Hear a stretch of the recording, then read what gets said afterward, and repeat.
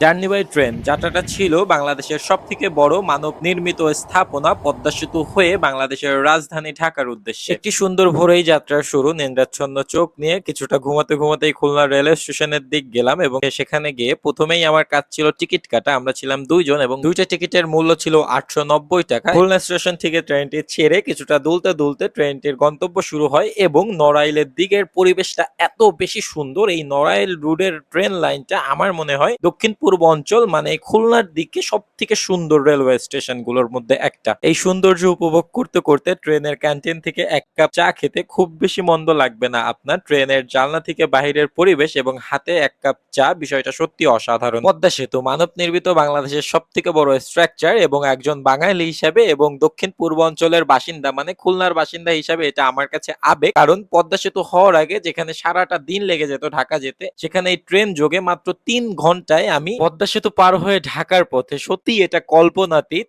আমার ধারণার বাইরে ছিল এই পথের মুগ্ধতা, সত্যি আমাকে মুগ্ধ করেছে। প্রথমবার এই পথের যাত্রী ছিলাম আমি, এটাও মাথায় রাখা উচিত। তবে কৃত্রিমতার পাশাপাশি সীমাহীন প্রাকৃতিক সৌন্দর্যে ভরপুর ছিল আমাদের পদ্মা সেতু। অবশেষে ঢাকায় পৌঁছে গেলাম। তবে বলা হয় যত বড় শহর তত বড় বস্তি গড়ে ওঠে সেই শহরের পাশে, সেটার প্রমাণে পেলাম আবারও। ট্রেন যাত্রা করলে সেগুলো আপনারা খুব কাছ থেকে দেখতে পারবেন। কমলাপুর রেলওয়ে স্টেশন বাংলাদেশের সব থেকে বড় রেলওয়ে স্টেশন, যেটা কিনা আমাদের বাংলাদেশের রাজধানী ঢাকায় খুলনা থেকে কমলাপুর রেলওয়ে স্টেশন খুলনা বাংলাদেশের দ্বিতীয় বৃহত্তম রেলওয়ে স্টেশন।